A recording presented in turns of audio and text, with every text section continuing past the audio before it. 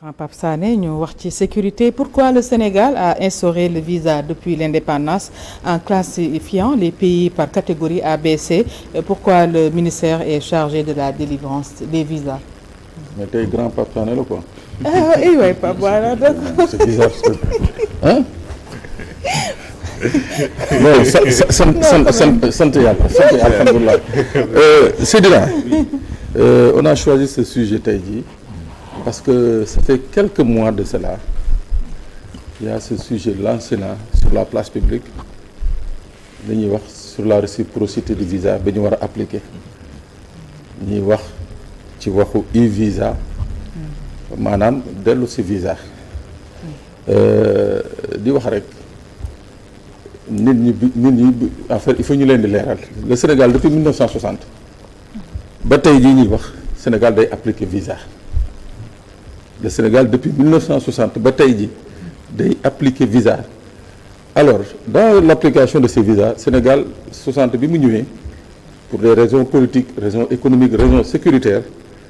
dafa classer pays yi nga xam ne lay séqal ñi nga xam ne mooy pays yi nga xam ne A yi ñu classé A mu doon dëkk yi nga xam ne Sénégal jàpp na ne ay dëkk yu wóor la ci wàllu coopération ci wàllu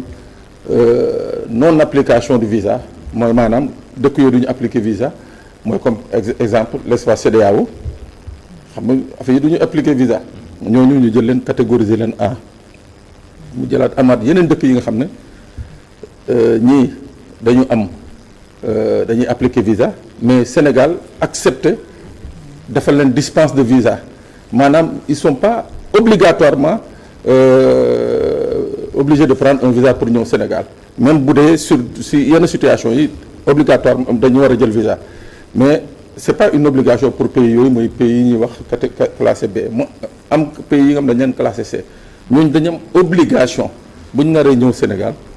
jël visa te bu ñuy jël visa lii ñu naan la direction de la surveillance du territoire DST moom mooy saytu enquête comme par exemple tey jii yow ku nekk benn dëkk bu nekk Amérique latine bëgg a ñëw fii yow Seydina yow obligatoirement yow yaa koy demander visa fii yow yaay bind ministre de l'intérieur ne ko man de dama am ku nekk dëkk sangam bu fi war a ñëw ñu laaj la passeport waa ji et tout boo ñëwee yow nañuy enquête fële fi ñuy wax DSC direction de la surveillance du territoire fi ñuy wax contre espionnage ñooñ ñooy saytu ndax yow passeport bi nga joxee waa jooju laalul ci affaire Sinébar laalul ci affaire terrorisme laalul ci li nga xam ne daal mën na doon sécurité Sénégal après nag ñooy soog a autorisé bu ñëwee nag fii Sénégal wàcc aéroport AIBD foofu la ko waa police de l'air et des frontières di tàppal visa am est-ce que yaa ngi comprendre donc visa c'est pas une nouveauté au Sénégal les gens en parlent comme mel ni Sénégal tey wala démb la commencé am visa on se rappelle encore de l'épisode de Adama Bictogo pourquoi affaire épisode Adama Bictogo bi ñu rappelé ko dañuy rappeler rek ni que visa c'est un instrument de souveraineté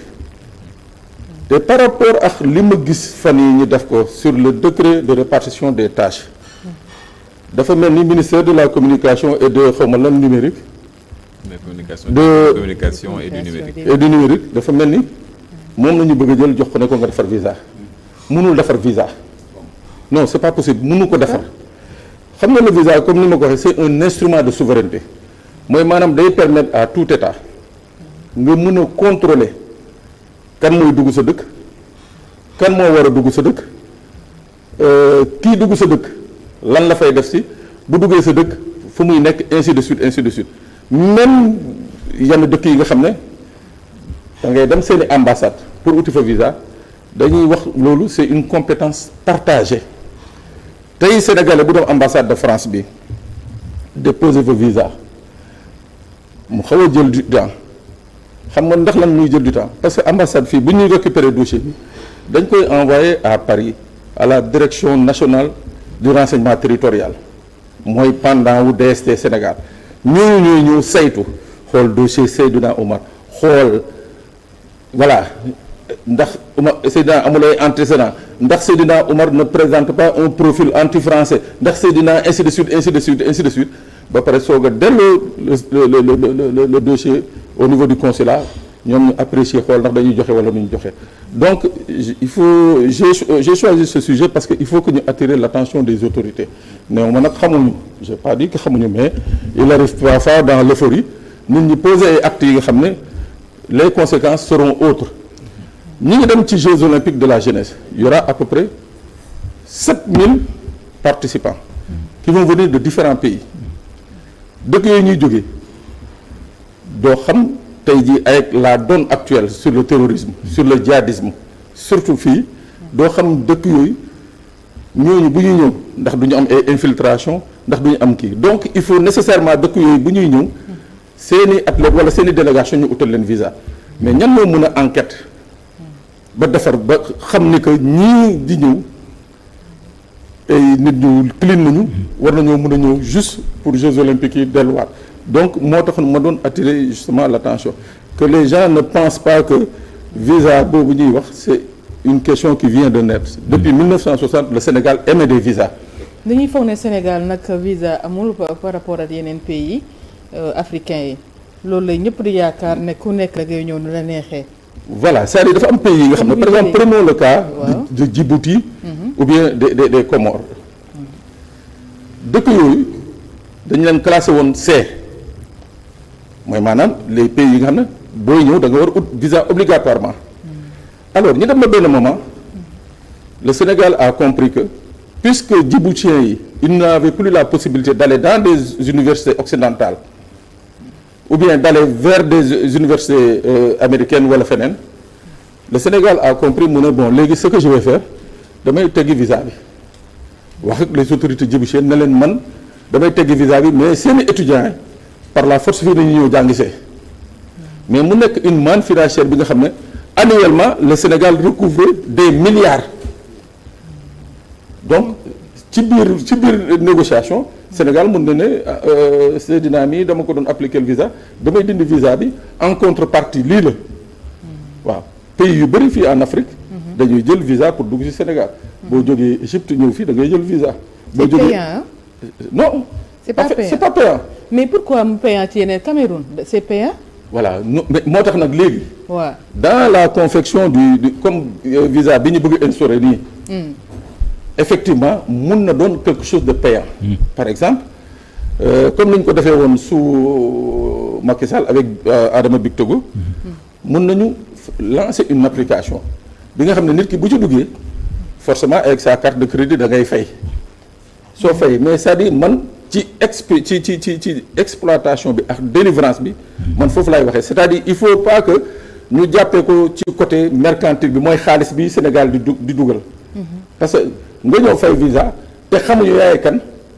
je crois que c'est encore beaucoup plus grave voilà. waaw e-visa bi de looloo ci am moom. waaw e-visa voilà e-visa bi e-cam la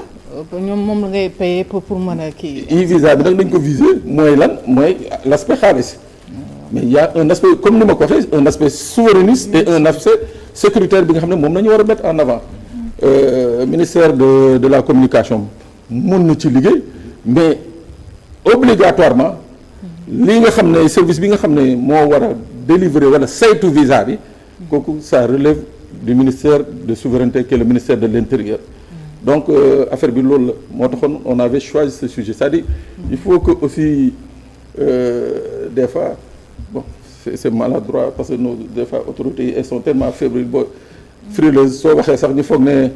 da nga leen di xamal wala da nga leen di jàngal mais c'est la réalité qui se passe mooy que le visa c'est un instrument de souveraineté pour contrôler entrée et sortie sur le territoire national waaw léegi nag en Afrique nii effectivement il y a beaucoup de pays yi nga xam ne ils ne sont pas assujettis au visa moo tax nga leen di gis ñuy dugg de façon. mais c'est pas normal pays boobu ngay dem moom lay demander visa te ñoom bu ñu bëggee ñëw Sénégal ñu ñëw sans payer dara. waaw mais moom laa lay wax loolu tamit ci état du Sénégal la moom mooy xool ne bon Seydina daf may appliquer le visa mais man dispenser naa ko waaw mais loolu c'est des politiques yi nga xam ne je suis d'accord avec toi c'est-à-dire tout à fait nit ki bu la appliquer le visa. yow it wax en principe par réciprocité war nga ko mën a appliquer le visa. waaw tu vois soo xoolee rek des ambassades de l'Union européenne liñ fiy dajalee ci xaalisu visa ça tourne autour de 60 à 70 milliards loolu fay na ñoom seen charge yëpp soxlatul sax seen dëkk di leen yónni dara donc loolu Sénégal soxla na ko mais ci man li ma wax rek ci wàllu élaboration bi ak li nga xam ne mooy ci wàllu nuñ koy waxee sécurité nañ ci bàyyi xel bu baax a baax a baax a baax que visa bi buñ xool rek l'aspect financier mooy maanaam monsieur Sène ñëw na dugg na fii joxe na fay na 10 000 francs wala 20 000 francs jox nañ ko visa c'est pas ça le plus important mooy na Sénégal xam kan mooy dugg ci dëkkam ak kan moo war a dugg ci dëkkam voilà. xam naa nañ ñëw ci séjour irrégulier bu Sénégal aussi ñu ngi des autorités qui lancent la traque des résidents illégaux hors de CEDEAO. mais kooku duñ ko bàyyi. waaw nañ ko bàyyi parce que yaatu na ko. waaw nañ ko bàyyi ba suba kon ñu continuer ci visa bi. waaw ñu en fait voilà pour continuer juste encore sur le visa. waaw bii kañ jar na dellusiwaat bu baax sax. waaw d'accord nañ continuer ci visa bi amul benn problème. en fait gis nga beaucoup de pays tey jii. dañu jàpp ni que ñoom des fois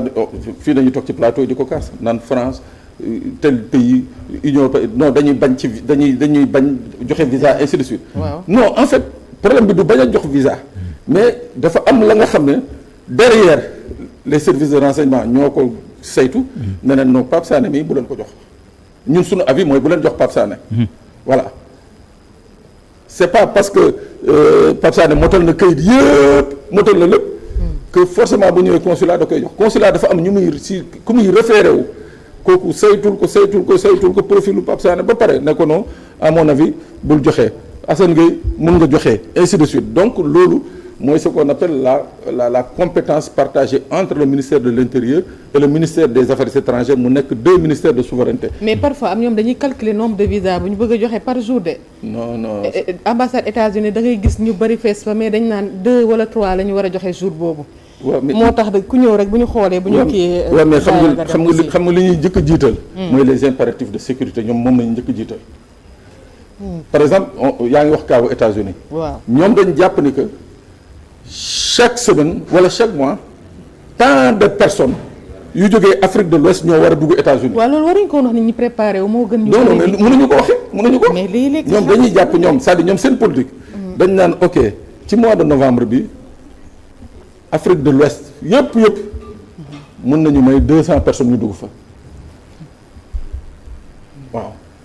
léegi nag ñu war ko séddale sur les différents pays de l'Afrique de l'Ouest waaw pays yi nga xam ne souvent dañ leen di considérer comme des pays sans risque pays yooyu boo xoolee ñoom nañuy ëpp lu ñuy octroyer visa waaw bu dee les pays à risque nag bu ñu jàppee ni que pays yi dafa bëri wàllu drogue dafa bëri wàllu nu mu tuuti terrorisme wàllu escroquerie sur le net affaire yooyu dañ naan non teg dañ koy wàññi waaw donc ñoom seen politique noonu la demee moo tax voilà c'est là où c'est pourquoi on parle de souveraineté xam nga là c'est un état souverain qui décide que man tous les mois j'ai besoin de 200 ouest africains. kon contexte bi xew ci pays ba day tax tamit. day jouer comme bu ñu waxee dette cachée bu ñu waxee ci mbirum Schengen xanaa peut-être xanaa du ci jouer dara ci ñu war a déposer wala. non dette cachée du mbir mi nga xam ne. war na mën a peser sur les décisions. D'habitude les aspects yi nga xam ne moom la ñu gën a peser mooy ce sont les aspects sécuritaires et les aspects d'atteinte aux droits de l'homme bu ñu ne dëkk bii y a trop d'atteinte aux droits de l'homme dañuy privilégier citoyens yi dëkk boobu comme par exemple ñu ne dëkk bi voilà ak yelleefu nit ñi dañ koy salfaañee soo waxee ñu tëj la ci kaso bi soo kii dañuy privilégier les ressortissants de ce pays là dañ leen di faciliter l'octroi du visa waaw donc loolu c'est là encore une fois l'importance de la souveraineté ça c'est un pays qui décide souverainement ni que man le type de personne yi mën naa leen may visa. mais mbirum góor jigéen comme ñu compte ko Sénégal da ngay gis bu fekkee ne yow da ngaa ñu assumer ne góor jigéen nga dañ naan Sénégal. mais mu nga moo tax ma ne la mooy souveraineté xam nga kooku mooy ak yelleef. ñoom dañ jàpp ni que góor jigéen yi dañu am ak yelleef soo leen tourmenté fii Sénégal ñoom mën nañ leen jox visa seen dëkk. mais kooku c'est l'État qui choisit souverainement waaw Fatou mun na ñëw am toutes les garanties yëpp ne damay dem pour 5 jours ñu ne ko du la jox waaw d'accord am na solo en tout cas. voilà nañ ci ñëwaat. merci. nañ ci ñëwaat ci. non daan ci ñëwaat encore même sur Jeux olympiques yi. parce que y a beaucoup à dire et à redire au niveau sécuritaire ci Jeux olympiques yi quoi. bien sûr voilà il faut qu'on revienne sur ça. bien sûr voilà dañ la ci xaar incha allah. di la jaajëfal rek bu baax Pape Sané am na solo merci Assane Gueye merci sa invité merci aussi Seydina Omar Ba ci actualité bi ak ci coordination émission bi merci ci côté régie bi à Serigne Aliou Keita Pierre Dian ci son bi merci à Kéba ci côté caméra bi on se donne rendez-vous incha allah demain ci beneen numéro réveil.